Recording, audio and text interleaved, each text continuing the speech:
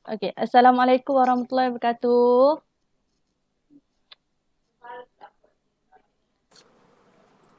Waalaikumsalam. Apa khabar semua?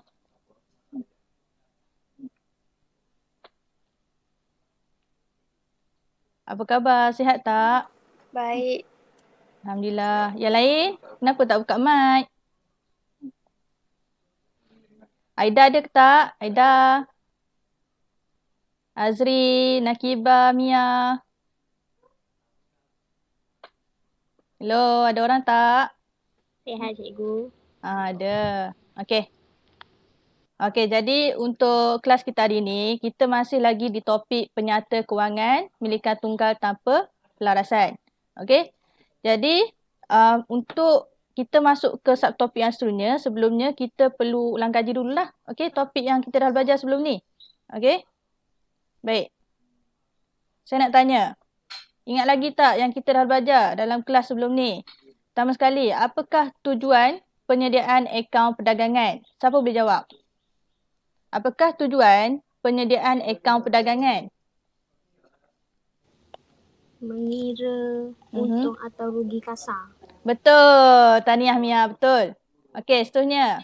Apakah tujuan penyediaan akaun untung rugi?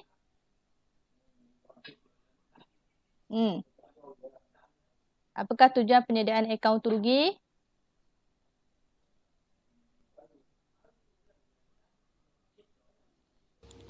Untuk mengira untung dan rugi bersih. Betul, Mia. Bagus. Okey, Mia ingat betul, dua-dua, akaun perdagangan dan akaun untung rugi. Okey, akaun perdagangan ni kita nak hitung untung atau rugi kasar. Manakala akaun untung rugi kita nak hitung untung atau rugi bersih. Okey, pandai Mia. Terima kasih. Okey, seterusnya.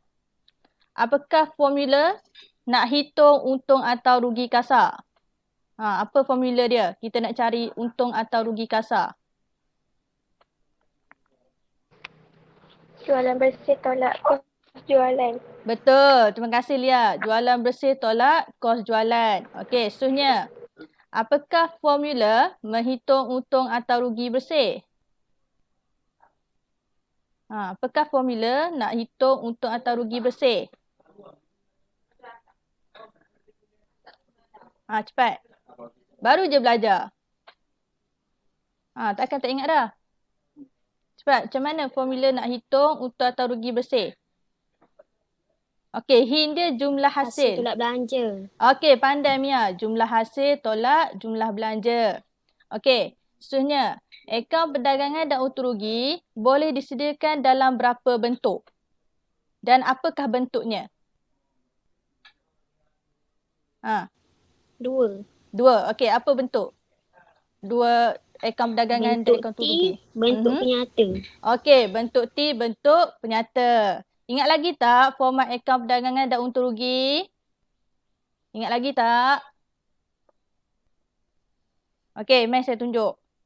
Okey, ni contoh format akaun perdagangan dan untung rugi dalam bentuk T. Okey, dalam bentuk penyata awak boleh rujuk dalam buku. Okey, ni yang kita baru belajar semalam.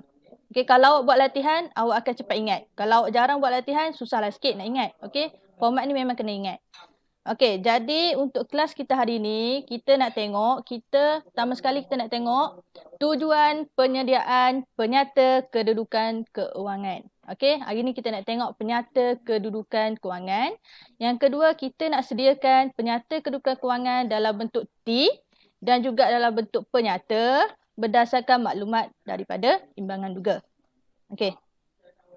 Apa itu tujuan penyediaan PKK ataupun penyata kedudukan kewangan?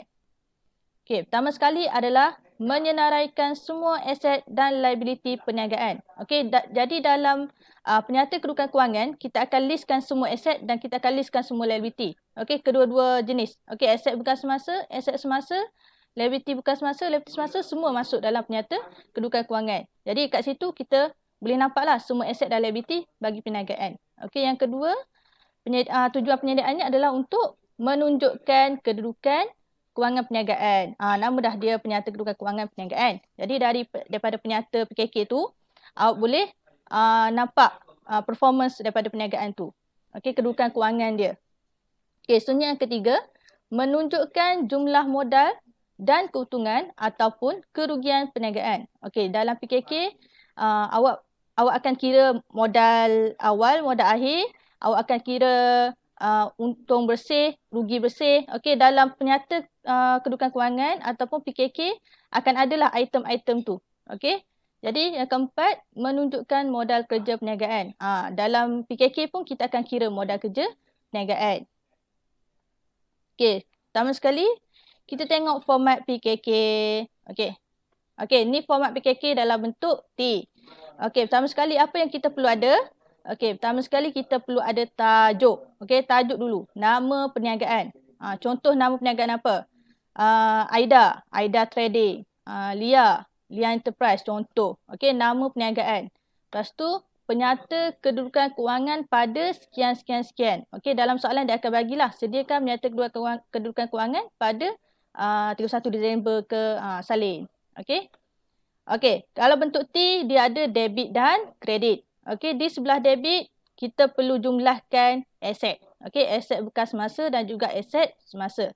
Jadi atas sekali, mula-mula sekali kita jumlahkan aset bekas masa. Okey, contoh kat sini aset bekas masanya adalah premis, perabot, kenderaan. Apa lagi contoh aset bekas masa yang lain yang awak tahu? Apa lagi contoh aset bekas masa yang lain?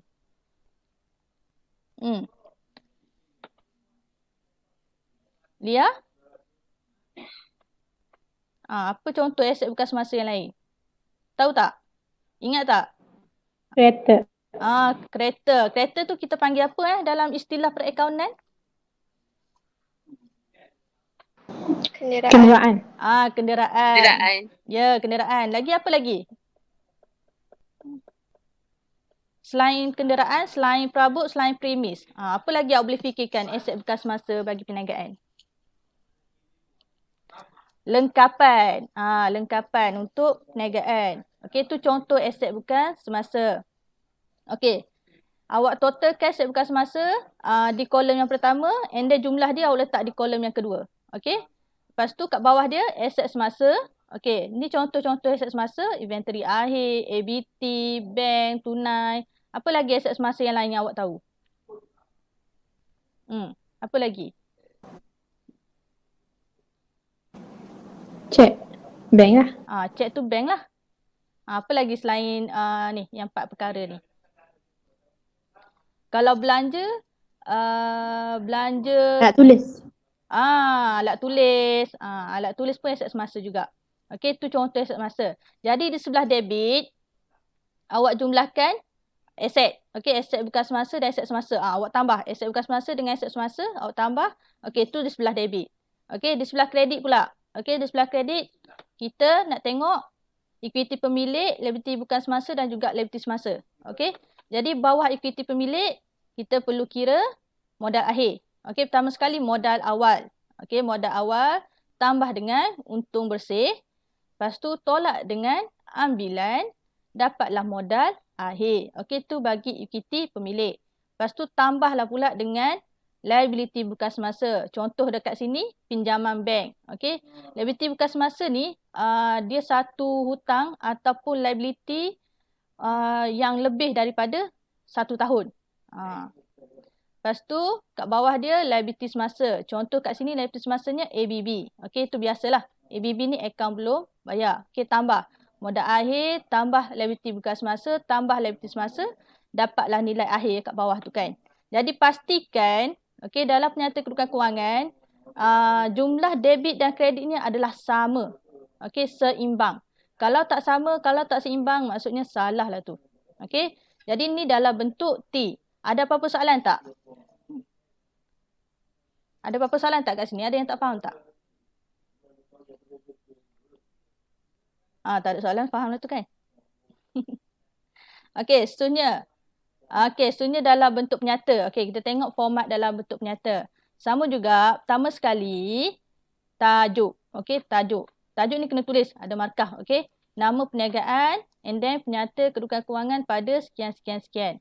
Okey, untuk bentuk penyata, awak sediakan 3 kolom. Okey, 3 kolom untuk amount dia. Okey, macam mana pula kita nak kira ataupun kita nak sediakan penyata kedudukan kewangan dalam bentuk nyata. Pertama sekali kita tengok aset bukan semasa. Okey, aset bukan semasa. Premis, perabot, kenderaan, awak tambah ketiga-tiga tu, awak letak di kolom yang kedua, awak tambah, and then jumlah dia, awak letak di kolom yang terakhir. Okey, kolom yang ketiga. Okey, lepas tu kita nak kira aset semasa. Okey, aset semasa, inventory akhir, ABT, bank, tunai. Okey, totalkan di kolom yang pertama, and then jumlah dia awak bawa ke kolom yang kedua. Okey, sebab apa? Sebab aset semasa tu kita perlu tolak dengan liability semasa dulu. Okey, tolak dengan liability semasa, ABB, akaun belum bayar, awak dapatlah modal kerja. Okey, aset semasa tolak dengan liability semasa, awak dapatlah modal kerja. Jadi modal kerja tu awak pindah ke kolom yang terakhir ataupun kolom yang ketiga. And then jumlah daripada aset bukan semasa daripada atas tu awak tambah dengan modal kerja yang kat bawah, awak dapatlah angka imbangan. Okey, tu angka imbangan. Lepas tu yang kat bawah tu pula, di bawah angka imbangan kita ada UKT pemilik. Okey, UKT pemilik pun sama, kita nak cari modal akhir. Okey, modal awal tambah dengan untung bersih, tolak dengan ambilan, awak dapatlah modal akhir. Okey, pengiraan dia tu awak boleh letak di kolom yang kedua, pengiraan dia. And then modal akhir tu awak letak di kolom yang terakhir. Okey, kolom yang ketiga. And then last sekali tambah dengan liability bukan semasa, pinjaman bank. Okey, liability bukan semasa ni ada satu je. Jadi kita letak terus di kolom yang ketiga ataupun kolom yang terakhir. And then modal akhir tu awak tambah dengan pinjaman bank tu, awak dapat angka imbang. Okey, jadi angka imbang dan atas dan bawah tu perlu sama, perlu seimbang. Kalau tak sama, kalau tak seimbang, maksudnya ada salah. Okey, ada soalan tak kat situ? Lagi satu saya nak beritahu. Keimbangan dalam bentuk T dan dalam bentuk nyata dia berbeza. Okey, keimbangan dia berbeza tapi yang pasti dia kena sama. Okey, kalau bentuk T debit kreditnya kena sama, kalau bentuk nyata atas bawahnya kena sama keimbangan dia. Okey. Ada apa-apa soalan tak setakat ni untuk format penyata kedudukan kewangan? Ada soalan tak? Faham. Okey, Lia faham. Okey, seterusnya kita tengok penyediaan PKK berdasarkan maklumat daripada imbangan duga. Okey, imbangan duga berikut diperoleh daripada syarikat Darul Makmur. Okey, maklumat tambahan dia, inventory akhir dinilai sebagai RM1,360. Okey, saya dah beritahu inventory akhir dia tak akan letak dalam imbangan duga. Dia akan letak di maklumat tambahan. Okey, jadi maklumat tambahan dia dah bagi tahu inventory akhir dinilai sebagai RM1,360. Okey. Jadi inilah imbangan duga dia. Okey. Jadi untuk soalan ni saya nak awak jawab di Padlet. Kejap nanti saya share link dalam grup. Nanti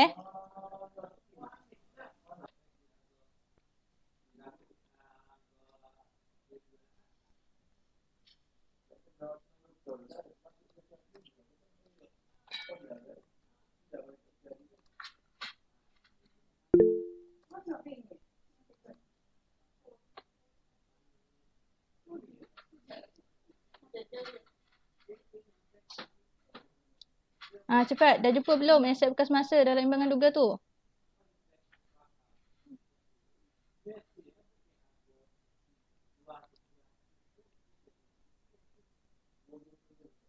Okey.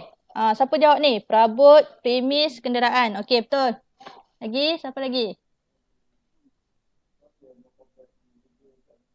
Premis, perabot, Cikgu, aset bukan semasa ke aset semasa? Aset bukan semasa sayang. Aset bukan semasa. Jadi kat sini ada yang jawab premis, perabot, insurans, kenderaan. Okey, insurans ni kurang tepat. Okey, yang betulnya premis, perabot, kenderaan. Okey, insurans ni kurang tepat. Lagi, siapa lagi? Ada lagi yang nak jawab? Saya rate 3 star. 4 star, 4 star. Okey. Nah. Yang ni 5 star. Okey, dah. Ada yang tengah jawab ke ni? Okey, tak apa. Tu. Okey, 10,000. Okey, 10,000. Lepas tu awak tambah dengan untung bersih. Okey, untung bersih saya dah bagi 250. Okey, modal awal tambah dengan untung bersih awak dapatlah 10250. And then awak tolak dengan ambilan. Mana awak nak cari ambilan? Okey, ambilan di sebelah debit. Okey, ambilan tolak berapa? 450. Okey, 10250 tolak 450. Jadi modal akhirnya awak dapat 9800. Okey, kalau dapat 9800 betul lah tu. Okey. Okey, seterusnya liability bukan semasa. Okey, apa liability bukan semasa dalam imbangan duga tu? Apa liability bukan semasa dalam imbangan duga tu? Awak boleh jawab dekat Google Meet pun tak apa. Tak perlu jawab kat situ. Takut slow. Stop presenting.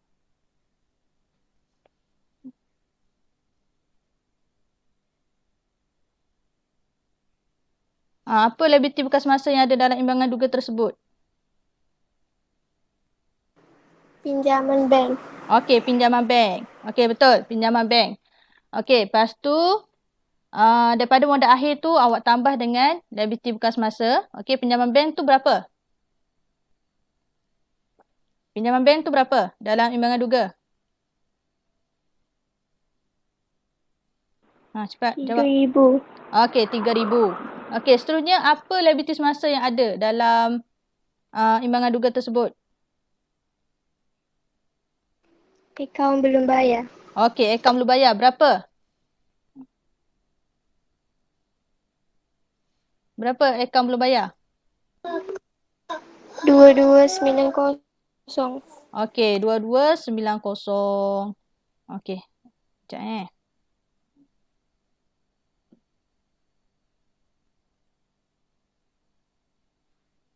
Sekejap.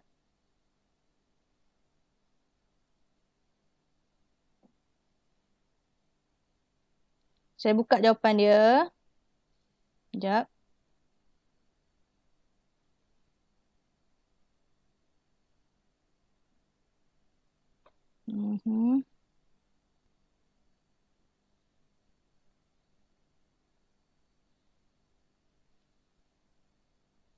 Okey. Sekejap saya nak share screen.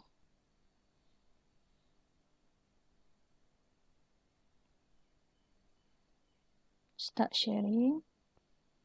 Okey.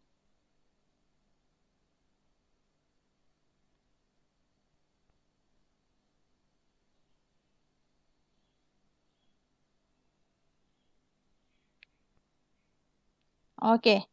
So, kita tengok jawapan dia. Okey. Ni jawapan penyata kedudukan kewangan dalam bentuk T. Pertama sekali, tajuk dia. Okey, Syarikat Darul Makmur. Penyata kedudukan kewangan pada 31 Disember 20X8. Okey. Jadi di sebelah debit, awak jumlahkan aset, kedua-dua aset bukan semasa dan juga aset semasa. Awak dapatlah 15,090. And then sebelah kredit, awak cari equity pemilik, liability bukan semasa dan juga liability semasa. Awak jumlahkan ketiga-tiga item tu. Okey, modal akhir 9,800 tambah dengan pinjaman bank 3,000 tambah dengan akaun belum bayar 2290 dapatlah 15,090. Okey, jadi sama tak debit kreditnya? Sama tak debit kreditnya? Sama. Sama maksudnya Sama. betul. Okey, seimbang lah. Okey, ni bentuk T. Okey, bentuk penyata macam mana pula? Okey, bentuk penyata. Okey, tajuk Syarikat Darul Makmur, penyata kedudukan kewangan pada 31 Disember 20X8.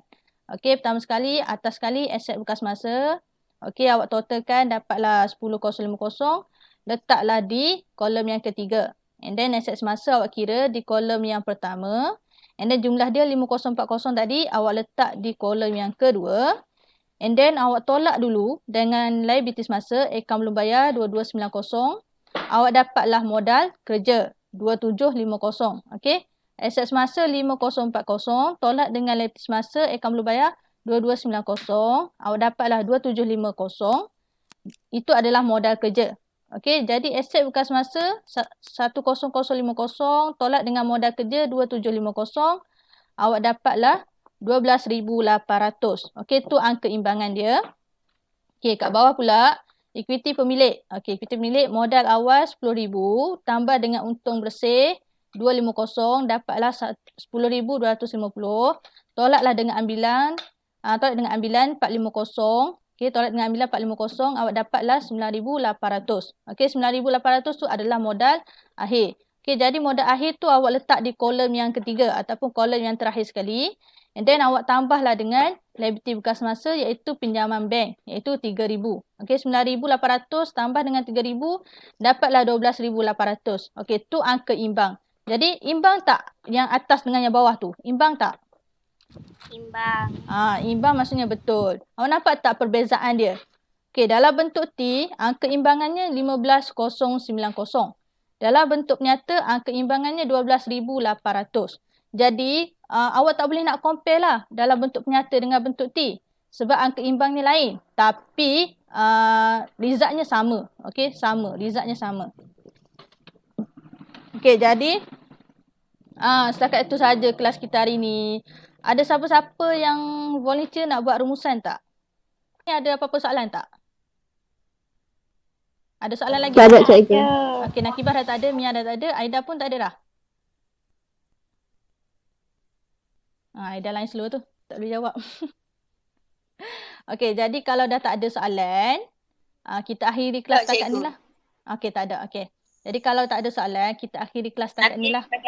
Nanti saya share bahan kat WhatsApp and then saya bagi balik. Saya boleh share balik video ni kalau nak tengok balik. And then tak faham juga boleh PM. Okey. Okey, seterusnya dalam grup WhatsApp lah. Saya boleh share link video and then saya bagi voice juga and then saya bagi slide juga. Okey. Jadi setakat kelas hari ni setakat tu je, tak boleh lama-lama sebab mostnya tak ada lain kan, kurang lain slow. Tak apalah. Jadi kita tak boleh buat kelas lama-lama lah. Jadi setakat ni lah je lah kelas kita hari ni. Bye bye, Assalamualaikum. Nanti next topik saya akan beritahu dalam grup. Okey? Okey. Terima kasih cikgu. Sama. Terima kasih cikgu. Sama. Okey. Okey, bagus. Okey, baiklah